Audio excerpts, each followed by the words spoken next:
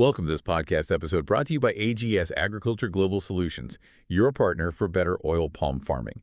Today, we are diving into how planting cocoa trees right underneath your mature oil palms can revive your tired soil and protect your farm's income. Register now on cropdrive.ai. Use the tool completely free of charge, no hidden fees, no conditions. CropDrive helps you improve your oil palm growing skills. Subscribe to our channel so you do not miss key oil palm best practice episodes. So picture your oil palm plantation right now. Just visualize it. You look down the rows at hundreds of these massive mature trees.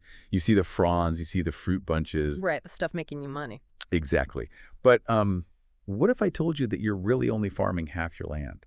Because beneath that canopy, down in those empty weed-filled spaces between the trunks, there's this invisible two-story factory just waiting to be turned on. Yeah, and as field advisors, we spend every single day walking these exact types of plantations with you guys, and we really need to talk about activating that lower level of your farm today. We do, because right now, relying on just one single crop year after year, it's doing something pretty insidious to the ground beneath your feet. The trap of long-term monoculture is just a reality every smallholder faces, right? Oh, absolutely. To keep your yields up, you're constantly applying inorganic chemical fertilizers, which, makes sense in the short term. But over the years, that reliance fundamentally alters the soil. Like structurally and chemically, right? Yeah, exactly. Let's look at the actual biology happening in your fields. When you apply synthetic inorganic fertilizers year after year without returning any natural organic matter back into the ground, your soil pH just crashes. It bottoms out. Right. The ground becomes highly acidic. The chemical salts from all those synthetic inputs just sort of accumulate. And when that pH drops low enough, the biological life in your topsoil, the earthworms, the beneficial fungi, the microbial communities, they literally cannot survive the acidic environment. They die off. They die off. And when that biological activity vanishes, the soil loses its organic carbon. It stops acting like a living ecosystem and basically turns into dead dirt. Which brings us to what we always call the leaky bucket problem. We see this on farm visits constantly. When the soil biology is dead, it loses its physical structure, right? It can't hold on to moisture. And more importantly, it can't hold on to the very nutrients you are literally paying for. Yeah. So pouring more expensive chemical fertilizer onto dead, acidic ground is just, it's pouring your hard-earned money down the drain. Right, because the nutrients just leach away with the next heavy rain. Yeah. The root systems of your palms, they just can't intercept the fertilizer fast enough before it washes right past them. It's so frustrating to watch. It really is. And farmers often try to fix this visible drop in yield by buying and applying even heavier doses of synthetic fertilizer, which just accelerates the acidity loop. Exactly. The leak in the bucket gets wider and your profit margins get tighter. So, the soil is degrading and the fertilizer costs are compounding. But we can't just tell you to stop growing and let the land rest, right? You run a business. You have a family to feed. Right, you need cash flow. Exactly. So we need a way to fix the leak in the bucket without sacrificing a single hectare of productive space. And this leads us directly to a really fascinating 2026 study conducted in West Kalimantan, Indonesia. Yeah, this study's fantastic. They basically applied the principles of regenerative agriculture, which means, treating the soil as a living system to be restored through crop diversity rather than just a medium to dump chemicals into. Right. So the researchers in West Kalimantan, they wanted to see if they could reverse this soil degradation on a working farm by introducing a second high-value crop into the exact same footprint. And they selected 6-month-old cocoa seedlings. Specifically, they used a variety called Clone MCC01, and they planted them right in the empty interrow spaces between 11-year-old mature oil palms. Wait, let's pause on the variety for a second. Out of all the cocoa seedlings available, why specifically Clone MCC01? Let's not gloss over the genetics here because, as any farmer knows, selecting the right planting material is like half the battle. Oh, for sure. Clone MCC01 is intentionally bred for 2 distinct traits that really matter in an intercropping system: high yielding capacity and robust disease resistance. Like, a disease resistance is huge. Yeah, because when you plant underneath a mature palm canopy, the humidity at ground level is much higher than in an open field. And higher humidity usually means a much higher risk of fungal diseases, things like vascular streak dieback or black pod rot. So using a clone like MCC01 gives you a genetic shield against those pathogens right out of the gate. Exactly. It's a calculated risk management strategy. And the physical spacing they used was very specific, too. They planted these young cocoa trees 4 by 4 meters apart in the gaps between the palms. Which, if you do the math, works out to adding about 100 cocoa plants per hectare. So they didn't overcrowd the understory. Right, they kept it manageable. But to address the degraded acidic soil, that leaky bucket we talked about, they set up a field trial testing different fertilizer applications at the exact time of planting. Okay, what were the comparisons? Well, they compared seedlings given 100% inorganic chemical fertilizer against seedlings given varying blends of inorganic chemicals mixed with organic fertilizer. And the organic component they used was a specific mixture of goat manure compost and dolomite. Okay, I have to jump in and push back on the physical realities of this setup, just on behalf of the farmers listening. Sure, what's the concern? If I have mature 11-year-old oil palms on my land, those fronds cast massive heavy shadows. I mean, usually we think of shade as the absolute enemy of crop growth.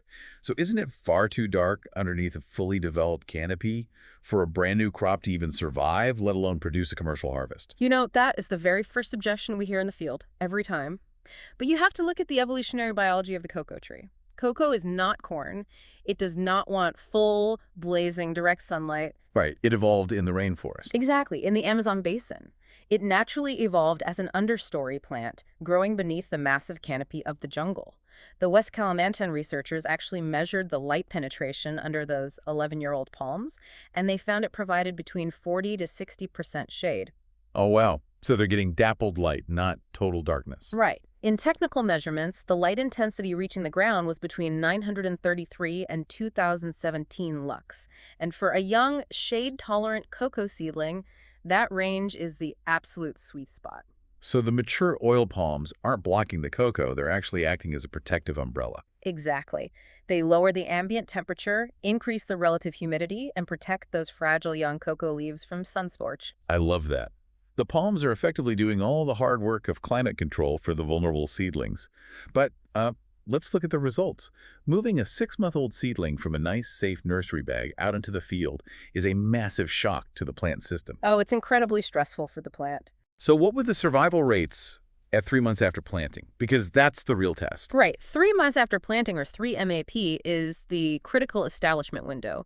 For the cocoa seedlings that received only the 100% inorganic chemical fertilizer, the survival rate was 92%.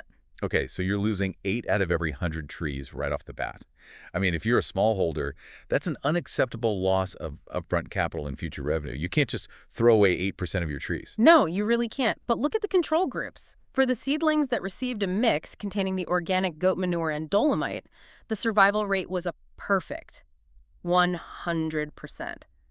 Every single plant survived the transplant shock. Wait, really? 0 deaths? 0 deaths. That sounds almost too good to be true for a field trial.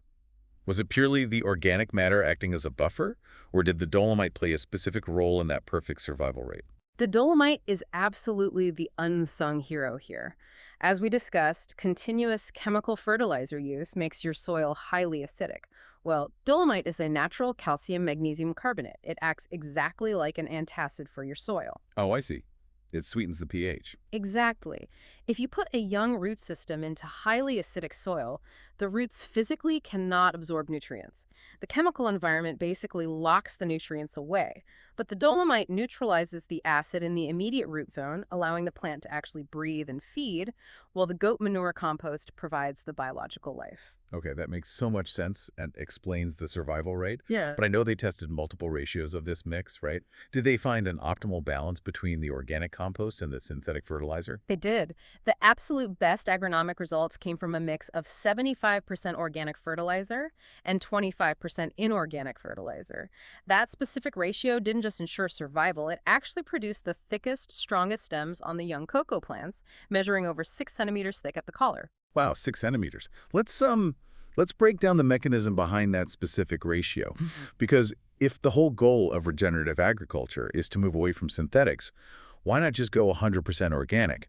Why is that 25% inorganic chemical kick still necessary at planting? It comes down to the immediate physiological needs of a stressed transplant.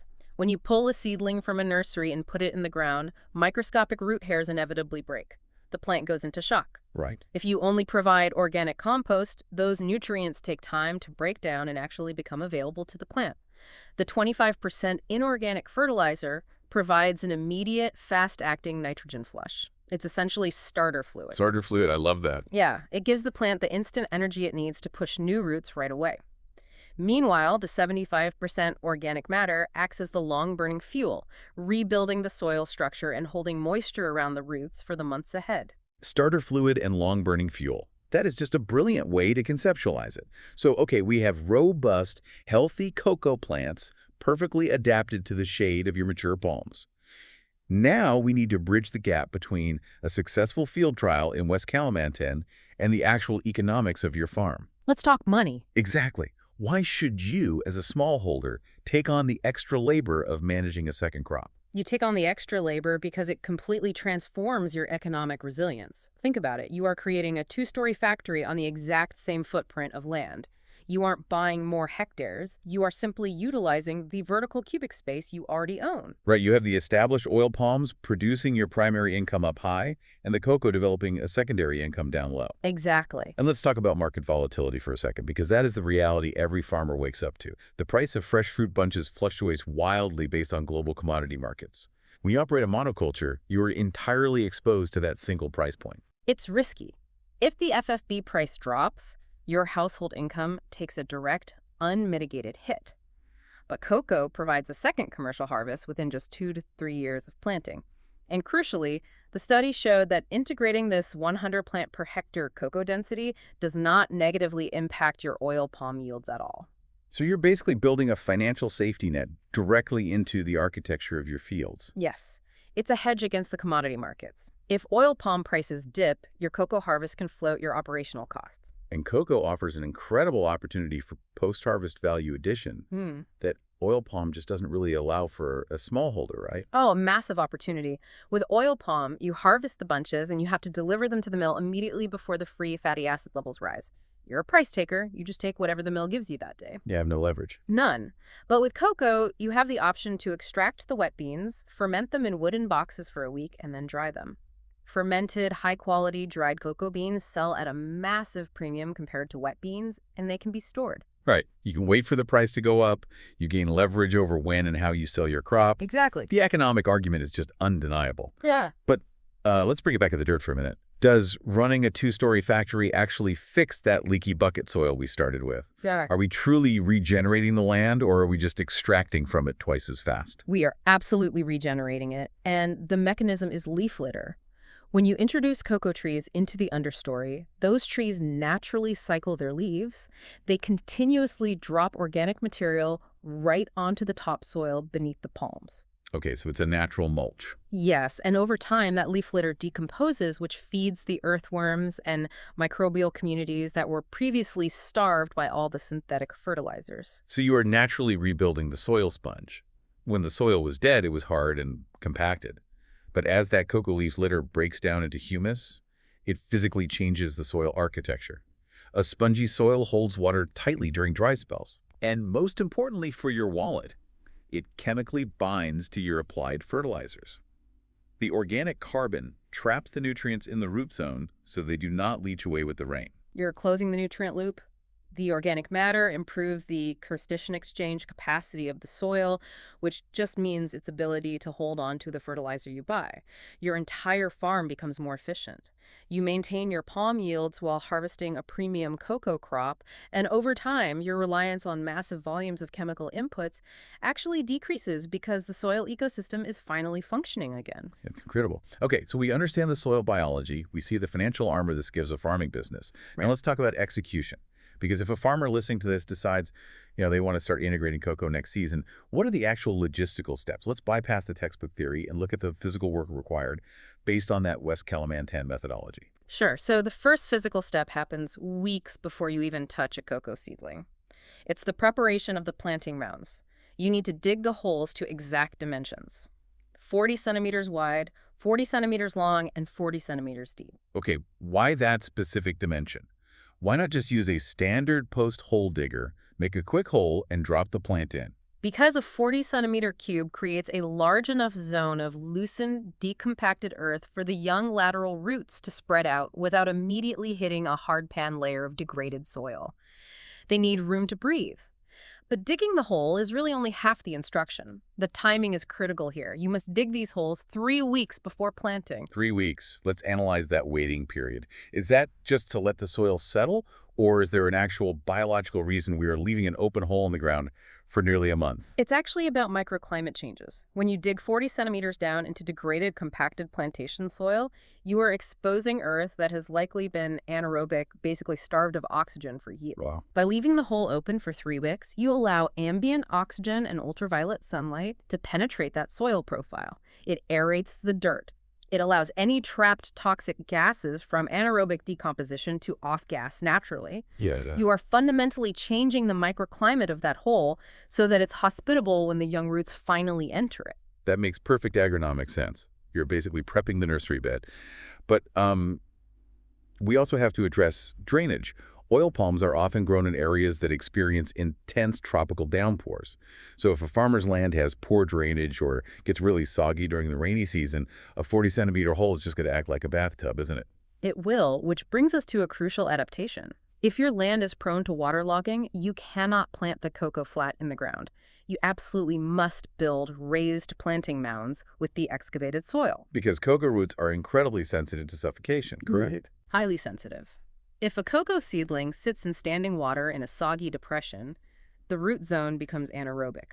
The roots literally cannot breathe. And then fungal pathogens that thrive in waterlogged conditions will attack the collar of the plant and the seedling will drown. That's a disaster. Right. But by pulling the soil up into a raised mound, you elevate the root collar just enough to change the drainage geometry. Excess rainwater flows away from the stem, keeping the root zone damp but breathing. Okay, so we have the raised mounds, and the holes have been aerating for 3 weeks. Now it's planting day. We bring the MCC01 seedlings out to the field. Based on everything we discussed regarding the West Kalimantan trial, what exactly goes into that hole with the plant? You apply the 75% organic and 25% inorganic fertilizer mixed directly into the planting hole. You do not broadcast it on the surface. You mix it right into the excavated soil that will immediately surround the root ball. And as we established earlier, that 25% synthetic gives the roots their starter fluid, while the 75% organic compost and dolomite neutralize the acidic soil and act like a sponge. It retains moisture right against the fragile root hairs, dramatically reducing transplant shock and ensuring that 100% survival rate. Exactly.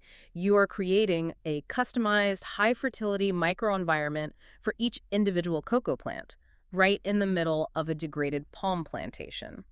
And the final requirement to make this entire system work is managing the shade canopy overhead. Right, the timing of the integration. Yeah. Because you can't just plant cocoa under 3-year-old palms, can you? No, definitely not. If you try to plant cocoa beneath young palms that do not have a fully closed canopy or in an open clearing, the system will fail. The harsh, direct tropical sunlight will just scorch the cocoa leaves, stunt their growth, and severely stress the plants. You must time your cocoa planting for when your oil palms are mature, just like the 11-year-old palms in the study. You have to wait until the architecture of your farm is ready to actually support the second crop. You utilize the mature fronds to dial in that 40 to 60% shade. You let the palms regulate the humidity and block the wind. You are leveraging the existing structure of your monoculture to safely transition into a polyculture. You stop fighting your environment and start layering it. I mean, the oil palms provide the necessary shade and the primary cash flow. The cocoa utilizes the empty understory, provides a secondary premium harvest, and drops the leaf litter needed to regenerate the acidic soil. It's just a highly practical, low-risk strategy to build biological and financial resilience. It really changes the entire definition of what your land is capable of producing. I mean, you are fixing the leak in the bucket, protecting your family from commodity price crashes, and maximizing the vertical potential of every square meter you manage. So as you walk your fields today, looking down the rows of your mature palms, I want to leave you with a final thought to mull over. If high-value cocoa thrives so incredibly well under the protective canopy of your 11-year-old palms, what other shade-loving high-value crops might work in your specific local climate to create a truly multi-layered, resilient farming business? That is the exact kind of systemic thinking that secures the long-term future of a farm. Remember to visit our AI farming assistant at cropdrive.ai. to learn more on how to increase your oil palm yields and incomes. Thanks for listening.